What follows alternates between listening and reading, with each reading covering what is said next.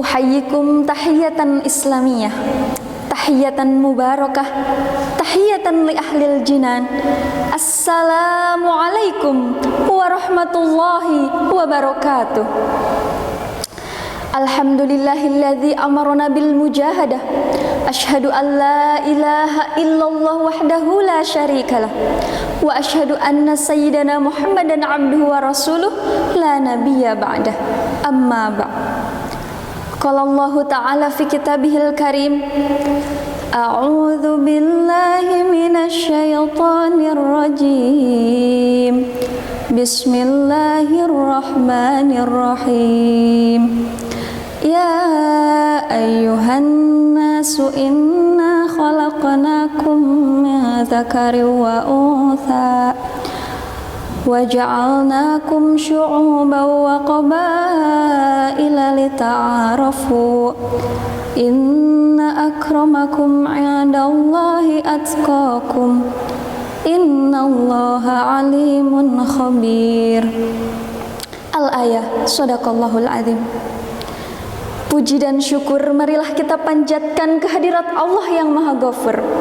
Atas berkat rahmat dan karunia-Nya, kita bisa berkumpul dalam tempat yang insya Allah Allah muliakan. Salawat beserta salam semoga tetap tercurah limpahkan kepada baginda alam revolusi Islam, pembawa kebenaran, pendobrak seluruh kebatilan, yakni Habibana wa Nabiyana Muhammad sallallahu alaihi wasallam. Kepada keluarganya, sahabatnya, dan mudah-mudahan kita semua mendapat syafaat darinya. Amin ya Allah ya Rabbal Alamin. Hadirin wal hadirat rahimakumullah. Banyak peristiwa penting terjadi yang layak dipetik sebagai pelajaran untuk memperkuat pilar-pilar kehidupan berbangsa dan bernegara. Dengan segala riuh rendah dan segregasi sosial bernuansa sara, Indonesia lolos dari prahara perpecahan. NU merasa perlu mengingatkan kembali seluruh elemen bangsa tentang khitah-khitah NKRI. NU atau Nahdlatul Ulama adalah satu jam'iyah yang muassis atau pendiri utamanya adalah Hadratus Syekh Kiai Haji Hasyim Asy'ari. Didirikan pada tanggal 31 Januari 1926 dengan tujuan utama mempertahankan nilai-nilai aswaja serta menanamkan cinta terhadap tanah air, atau dengan kata lain penanaman hubbul watan khususnya bagi warga NU dan umumnya untuk seluruh masyarakat. NU sebagai organisasi kemasyarakatan yang berkiprah nyata dalam pemberdayaan masyarakat dan penguatan nasionalisme terhadap seluruh lapisan masyarakat. Hal ini dibuktikan dengan satu, sebelum NU didirikan, para ulama pendiri NU mendirikan Nahdlatul Watan atau kebangkitan tanah air. Hal ini menjadi bukti nyata bahwa para ulama NU memiliki jiwa nasionalisme yang tinggi. Bahkan di kalangan Nahdiyin populer istilah hubbul watan minal iman. Cinta tanah air adalah sebagian dari iman.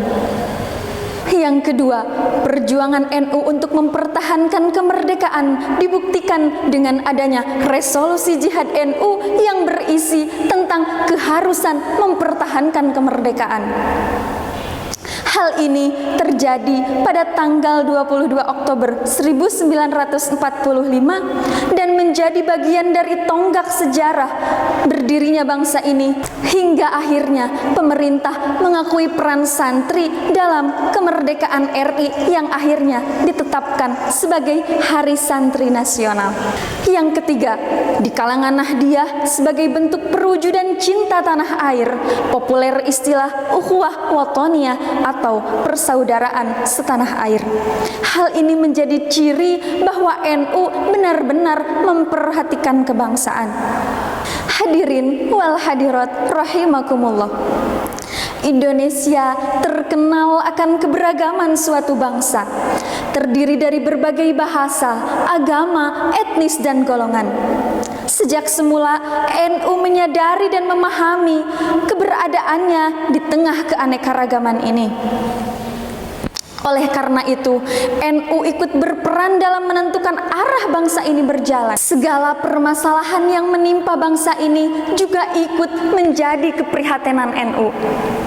Ibaratkan satu tubuh, jika satu anggota tubuhnya yang sakit, maka seluruh tubuhnya akan merasa sakit. Dalam hal ini, NU memiliki 4 semangat. Pertama, ruh at-tadayun, yakni semangat beragama yang dipahami, dialami, dan diamalkan. Yang kedua, ruh al-wataniyah, yaitu semangat cinta tanah air. Yang ketiga, ruh at-ta'adudiyah, yaitu semangat menghormati perbedaan. Hal ini sangat sesuai dengan Quran surat Al-Hujurat ayat 13. A'udzu billahi minasyaitonir rajim. Bismillahirrahmanirrahim. Ya ayyuhan nas, inna khalaqnakum min dzakarin wa untha wa ja'alnakum syu'uban wa qabaila lita'arafu. Sungguh kami ciptakan kalian dari seorang lelaki dan perempuan, kemudian kami jadikan berbangsa-bangsa dan bersuku-suku adalah untuk saling mengenal.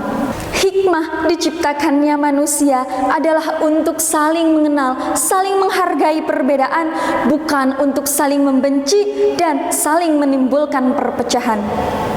Dalam ilmu balaghah disebut sebagai fasol. Lantas apa itu fasol? Jauhar Maknun dalam baitnya menjawab, al-faslu tarku atfi jumlatin ataj min ba'di ukhra aksi waslin qad sabat. Yang keempat, ruh insaniyah, yaitu semangat kemanusiaan. Dengan keempat semangat ini, NU ikut terlibat aktif dalam proses perkembangan bangsa Indonesia. Umat Islam harus cerdas menghadapi perbedaan yang mulai diruncingkan ini. Jikapun ada keunggulan atau keterbatasan, itu bukan dilihat dari segi etnis atau kasta, tapi dilihat dari jiwa yang memiliki ketakwaan.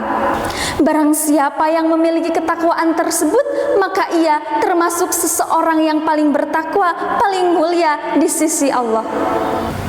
Hal ini diperkuat oleh Allah dalam firman-Nya, inna akramakum indallahi atqakum, innallaha alimun khabir.